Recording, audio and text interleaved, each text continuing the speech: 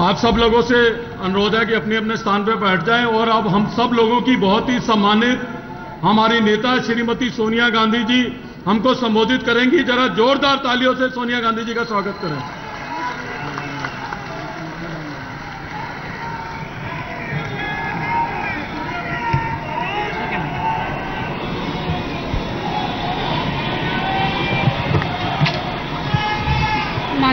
मनमोहन सिंह जी, खारगे जी, शीला दीक्षित जी,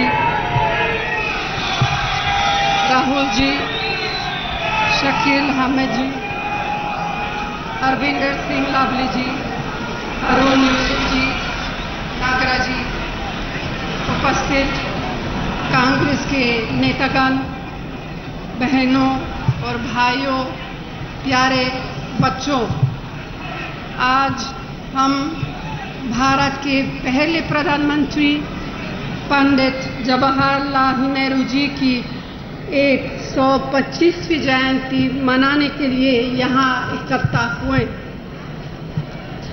जिन सभी महामानव ने महात्मा गांधी के नेतृत्व में गुलामी की जंजीरें तोड़कर हमारे देश को आज़ाद कराने के लिए निस्वार्थ संघर्ष किया, उनमें से एक बेजोर व्यक्ति को याद करने का यह अवसर है। आधुनिक भारत के प्रमुख रचनाकार ने देश के बुनियादी ढांचे को अपने 17 साल की कार्यकाल में तैयार किया। उनके कुछ ही दायित्व का हम स्मरण करें तो किसी भी आश्चर्य होगा। भारत के संसदीय लोकतंत्र, सेक्युलर बहुलत्ववादी समाज, प्रगतिशील सामाजिक परिवर्तन, कानून के राज, आर्थिक विकास और स्वतंत्र विदेश नीति। इसके अलावा कुछ कम चित्र रह गए होंगे जिनमें उनका योगदान नहीं था।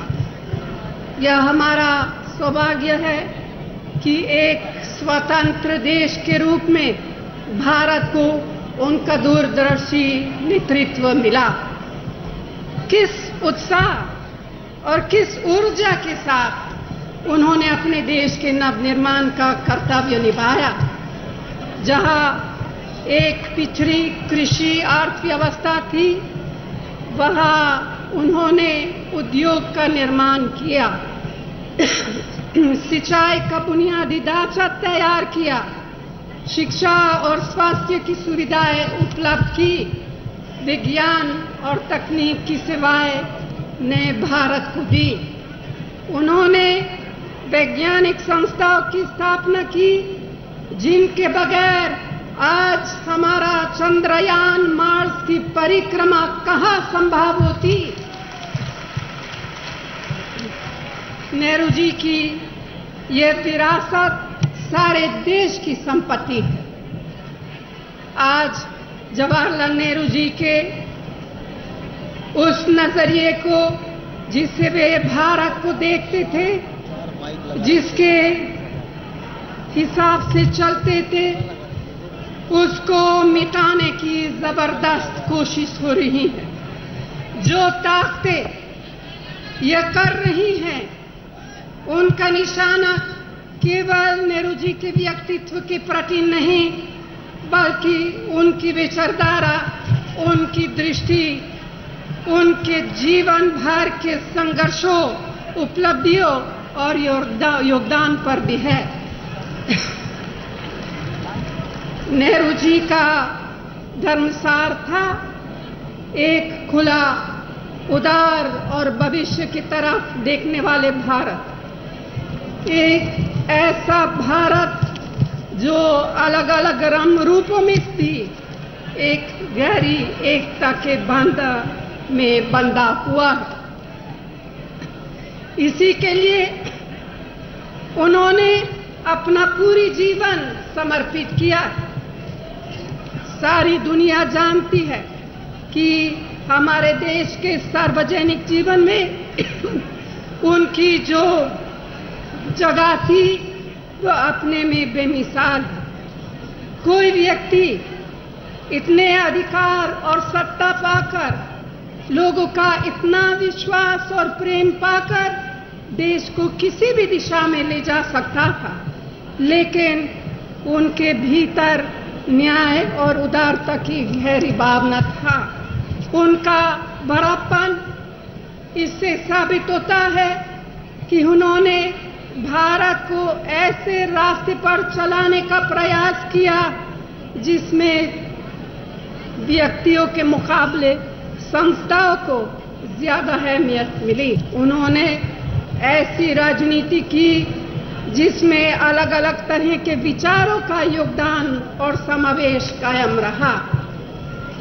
साथियों, हमें याद रखना चाहिए कि हमारी पार्टी का इतिहास 129 साल लंबा है और यह हमेशा जीवंत रही है। इस दौरान में हर तरह की मुश्किलें आई। हमने उनका मुकाबला किया, हमने कई आंधी तूफान झेले, लेकिन हर संकट हमें नई ताकत देकर गया। और ये क्यों? यह इसलिए कि हमने अपने नेताओं से संघर्षों का सामना करना सीखा। हमें अपने सिद्धांतों और आदर्शों पर आस्था थी और हम उन पर अडिग रहे। कांग्रेस पार्टी का ढांचा देशभक्ति और देश प्रेम का था, अपने देश की मिली-जुली संस्कृति के गौरव पर आधारित था। आज के दौर में भी हमें अपने उन सिद्धांतों और आदर्शों के प्रति पूरी आस्था के साथ समर्पित रहना है। एक कांग्रेसजन के रूप में हम में से एक को यह गर्व होना चाहिए कि हमारे कांग्रेस के नेताओं ने ही नए भारत का निर्माण किया और वे ही राष्ट्र निर्माता है। इतना काफी नहीं है कि जवाहरलाल नेहरू जी का हमारे ऊपर जो कर्ज है हम सिर्फ उसे याद करें। हमें एक जन आंदोलन खड़ा करना होगा, सबका आंदोलन बनाना होगा। उसी के माध्यम से देश में एक महानशील और शिष्ट व्यवस्था कायम रह सकेगी, जिसके लिए नेहरू जी ने जीवन भर संघर्ष किया। साथियों, नेहरू जी की छवि सिर्फ इतिहास के पन्नों में नहीं है, उनकी सोच आज भी हमारी पार्टी को प्रेरित कर रही है और मुझे कोई शक नहीं है कि आने वाले जमाने में भी भारत को उनके दिए गए उसूलों की जरूरत होगी। आज हमें इस संकल्प के साथ यहां से जाना है कि हम उन विचारधाराओं, उन संस्थाओं और उन व्यक्तियों का मुकाबला करेंगे जो नेहरू जी के दिए उदार भारत की इमारत को तहस नहस करना चाहते हैं। हमें इस प्रतिबद्धता के साथ यहां से जाना है कि हम पंडित जवाहरलाल नेहरू जी की विरासत को आज के जमाने में रचनात्मक ढंग से नई शक्ति देंगे। हमारी सोच बिल्कुल साफ और सीधा होनी चाहिए। सवालों के जवाब निष्ठा और ईमानदारी के साथ खोजने हैं। अपने दिमाग में सिर्फ एक मकसद के साथ, और वह है भारत माता का हित, हर एक भारतवासी की प्रगति और खुशहाली। भाइयों और बहनों, मुझे लगता है कि अगर जवाहरलाल नेहरू जी यहाँ होते और हम उनकी सलाह मानते तो वे बेहिचक यही कहते हैं, एकजुट हो जाओ, संगठन को मजबूत करो, लोगों के बीच जाओ, उनकी बात सुनो, उनकी मुश्किलें और इच्छाएं जानो, उनके साथ रिश्ता जोड़ो और उनकी खुशी और दर्द का हिस्सा बनो। उन्हें ये कहने में कोई संकोच नहीं होता कि सब तरह की सांप्रदायिक विचारधाराओं का मुकाबला करो, भारत की आत्मा की रक्षा के लिए बहादुर सेक्युलर सिपाही बनो। और आप बताइए, यह सब करने के लिए तैयार है? धन्यवाद। आप सब लोग जवाहरलाल नेहरू जी के प्रति अपनी भावना व्यक्त करने के लिए यहाँ आए, इसके लिए मैं आप सबको दिल से धन्यवाद देती हूँ। धन्यवाद। जय हिंद। और आप मेरे साथ जोर से बोलिए, जय हिंद, जय हिंद, और जोर से जय हिंद। धन्यवाद।